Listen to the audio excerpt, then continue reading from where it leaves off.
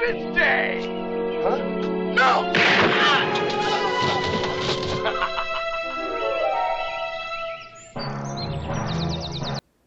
Hey guys, welcome back. I know it's been a while. I'm sorry about that. It's been a couple weeks since the last video about Full Circle and all that. I've just been super busy at work, and then also I've been starting to go to the gym again, trying to, get some exercise back in my routine, so I've been very tired from that. And then, just lots of other stuff coming up in my personal life. But I figured I wanted to do a video for this week, and there's been a few movies that I've seen recently that I wanted to talk about, and I didn't necessarily have time to do a individual review for each one, so I thought I would do something that I got from Red Letter Media. Like, I'm not going to do the same thing, but basically what they do sometimes is this thing called Catch Up, where they kind of just run through a few things they've been watching or what they have seen and just kind of do a little mini review for each of them. So that's what I'm going to do here now. I'll just run off. There's 3 movies I want to talk about. So first of all, I'm going to go in chronological order here of like when things were released. So first I want to talk about Renfield, because I never got to talk about that.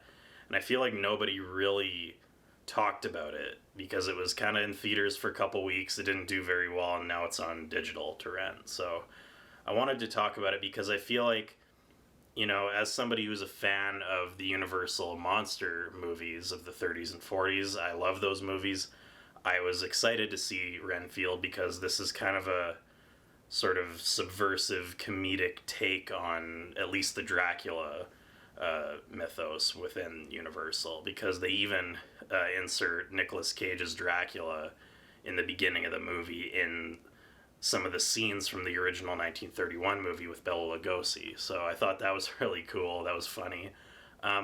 Overall, I enjoyed the movie. I know it's gotten kind of a lukewarm reaction from a lot of people, but it's a very niche, appealing movie. It's not really about Dracula. I mean, it's called Renfield, that's the title, but it's more of like it's a comedy, and it's also kind of a weird sort of adventure movie with Renfield, and he's kind of almost like a superhero in a way. Just kind of his arc of wanting to like not be connected to Dracula anymore and not be so dependent. It's almost like they're in a relationship. He even goes to a codependence meeting about this. It's pretty funny. But yeah, I enjoyed it. I enjoyed the fact that it was a comedy, but it wasn't like treating the characters as like a joke. They still, you can tell that Chris McKay has reverence for the original movie while still trying to make something new out of it. I would say the biggest flaw with the movie is that it does kind of tend to veer off and not focus on Renfield and Dracula quite as much as you would want them to. The main villains of the movie for a good half of it are actually like mobsters, which is kind of weird. It almost feels like an 80s movie in that way. And then it also focuses on Renfield's relationship with this cop that Awkwafina plays, which is a bit unexpected for this type of movie, but I mean, at the very least, it's a nice like dynamic between the two of them, so at least it's not like boring to watch. Nicolas Cage as Dracula, though, he's not in it very much, which is disappointing, but when he's there, he's actually incredible. Like, he does a great job. He just brings like, it's like he's menacing, but just because it's Nicolas Cage, you kind of still laugh at him. And when he delivers like kind of more mundane dialogue that you wouldn't expect Dracula to say, it's like really funny. Also, this movie is really extremely gory in like a couple of moments, which is very unexpected as well, because I expected it to be violent, but it like almost like turns into like a Peter Jackson horror movie at times with how much blood there is. So overall, like, I don't know. I think the thing I enjoyed the most was just the fact that they even made this movie in 2023. You know, like a Dracula Renfield movie is not something that most people probably want to see, as evidenced by the box office. You know, it kind of flopped. I think I'm like one of the only people who cares. But yeah, I think you almost have to look at it in two ways. If I'm going to go by my fan perspective of this movie, I thought it was a lot of fun. I enjoyed it. I'd probably give it a 7 out of 10. If you are not in any way a fan of the Universal monsters or Dracula or any of that stuff, you're probably not going to like it as much, and you'll enjoy it, but you'll probably never want to watch it again if you're not in that group. So from that perspective, I'd probably give it a 6. But either way, it's, you know, I think it's at least worth renting, like, and watching it once. I think it's definitely not a bad movie. Okay, and the next movie that I saw after Renfield was Evil Dead Rise. Now, I was really looking forward to seeing this movie. Evil Dead is probably my favorite horror series ever. Evil Dead 2 is like, I consider to actually be one of the greatest movies ever made because of how innovative it was and how many just amazing techniques Sam Raimi pioneered with that movie, and just the balance of comedy and horror in that is like perfect, and just so many great gore effects, and just like it's one of the most rewatchable movies ever.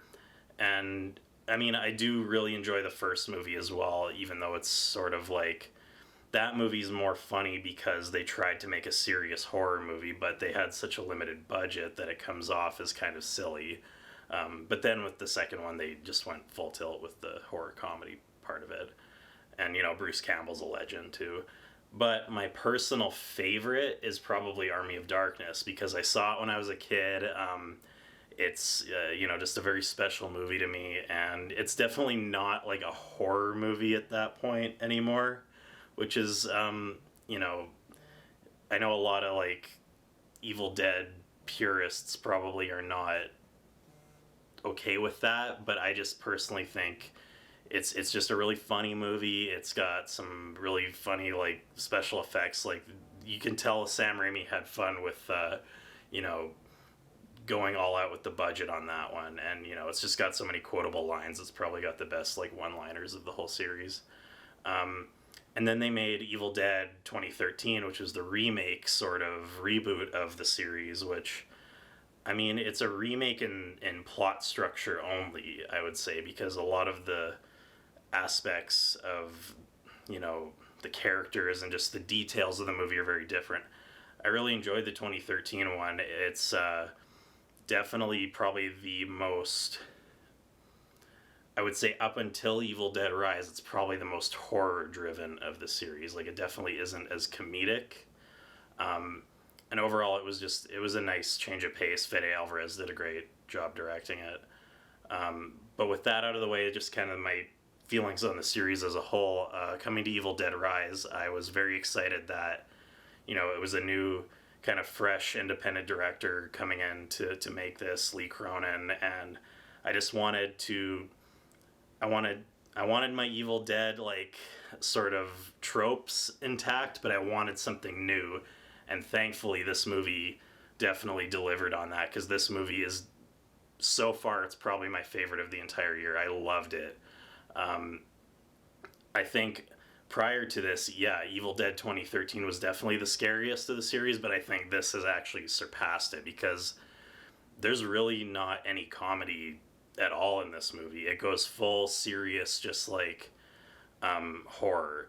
And I guess you could consider maybe some of the comedy to be like just how outrageous some of the gore goes in this movie, because this is probably the bloodiest in the entire franchise, which is saying a lot, because like Evil Dead 2 and 2013 were already just gore fests. So like I would definitely say if you're squeamish to blood, do not watch this movie. It's gonna be too much for you, but I thought it was great. All of the characters were likable. All of it was the same basic structure, you know, characters trapped in a isolated location, somebody reads the Book of the Dead, and then craziness ensues. But I just love that it was like a domestic setting this time with a family as opposed to just a bunch of friends going to a cabin. I don't want to give too much away if you haven't seen it because there are surprises in this movie, and I was very happy that there was fan service to the other films, but it definitely was not the focus. There was just a couple little fun nods, but for the most part, this movie does its own thing, which I loved. Yeah, I don't really need to say much more. It's great. I want to give it a 10 out of 10. Honestly, it was everything I wanted it to be as an Evil Dead fan. And also, I just want to say Alyssa Sutherland, who plays the mom who gets possessed by the book and kind of initiates the whole plot.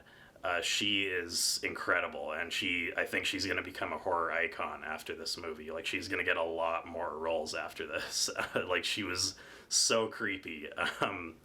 Yeah, not much more to say on Evil Dead Rise. It was fantastic. Go see it. Okay, the third and final movie I'm going to talk about here is Guardians of the Galaxy Volume 3, which, this is probably the biggest film of the three I'm talking about today. It made a ton of money already. As you know, it's directed again by James Gunn, who directed the previous two and is now the head of DC Studios, as I've talked about on the channel.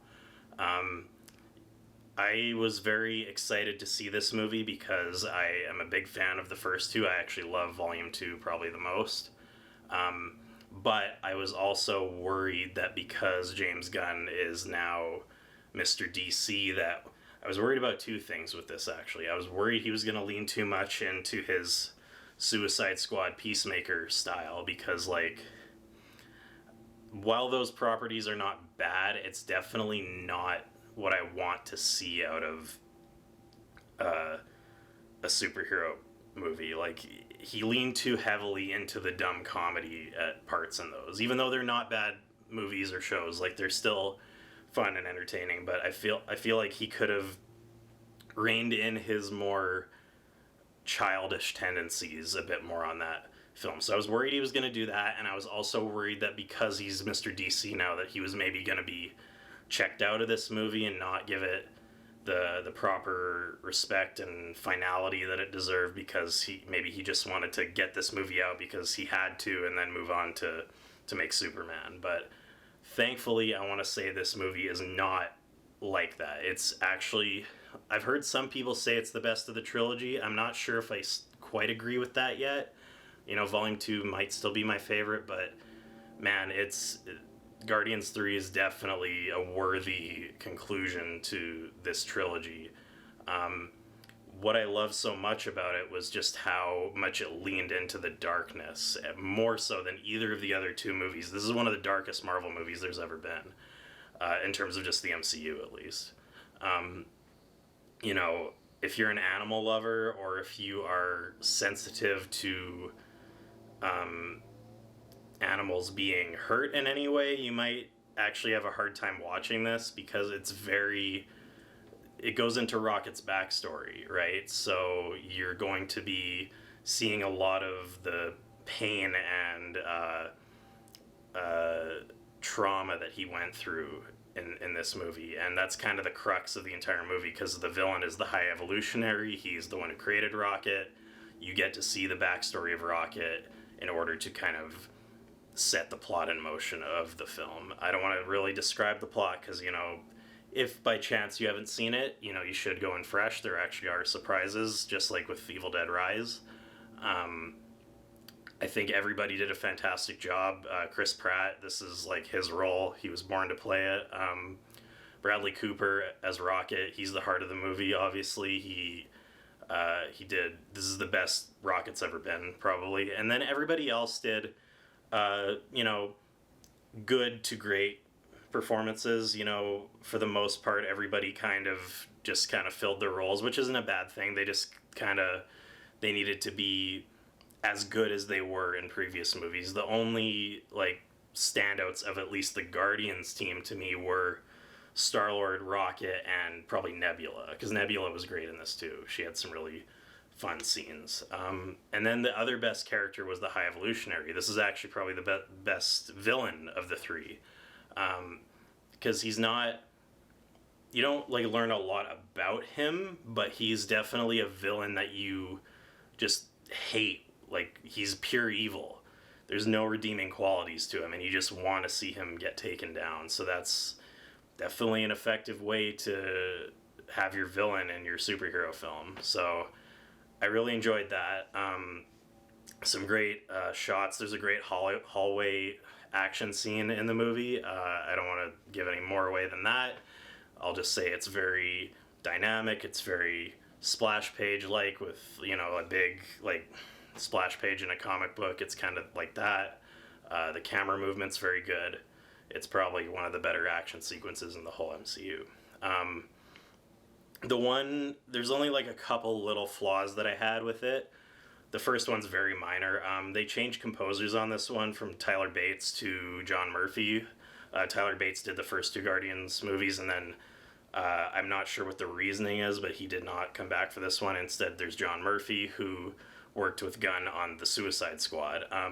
And he's not a bad composer. He does a nice job with he does a really nice job with like the emotional scenes with Rocket. There's some really good swells of music in those parts, but for the most part, it seems like he's kind of repeating the same sort of militaristic sound that he had in the Suicide Squad, which I really feel like, one, doesn't fit with this story, and two, you know, if James Gunn is going to continue to work with him, like, I don't know if he's going to score Superman. I kind of hope not, but he's just very repetitive with what he's doing, and I don't see a lot of range with his work. So that's just a very minor thing, because the music was pretty decent for the most part, but I felt like Tyler Bates had a lot more of an operatic quality to his music in the first two, which I felt was a better fit for Guardians. The second flaw is just that, you know, this movie's the finale, right, of James Gunn's 3 Guardians movies, and it works very well as that. However, the last, like, for the most part, the movie in the first 2 acts really just kind of functions as this is another adventure for the Guardians, and it really kind of doesn't feel like this is the conclusion until the very end. You know, it kind of almost feels like they just kind of rushed it in there to, you know, tie up all the loose ends at the very end. It didn't feel as organic throughout the film as I felt like it could have. But I mean, I can't imagine how hard it is to write something like this and give everybody proper conclusions. Like, you know, it's very difficult to write a movie like this, as I'm sure James Gunn knows. So, it's, again, very minor, but I just felt like they could have maybe integrated the whole "this is the conclusion" aspect throughout the script better. But other than that, the movie's great. I actually saw it twice, which I haven't done for a Marvel movie in quite a while, so that definitely says something. Again, I'm still salty that the Snyderverse is not continuing, but if Superman Legacy is anything like Guardians 3, I think I will enjoy it very much, so that definitely bodes well. And so my score for Guardians of the Galaxy Volume 3 is going to be a 9 out of 10. This is definitely a fantastic superhero movie, and you should definitely go see it. Hopefully I can get back to doing the full reviews for you guys. Next on the list is obviously Spider-Verse, because I mean, this week Little Mermaid comes out, but I really do not give a fuck about that movie. Those Disney remakes are pointless. But yeah, so Across the Spider-Verse is next. As I said, the gaming content will only come back if people want it, because I am playing Zelda Tears of the Kingdom right now, but that's completely off channel. I'm just kind of doing that for fun right now. But it's great so far, just to let you know. It's fantastic. So thank you for watching. I will see you guys soon, and please like and subscribe if you are enjoying the content. Thank you.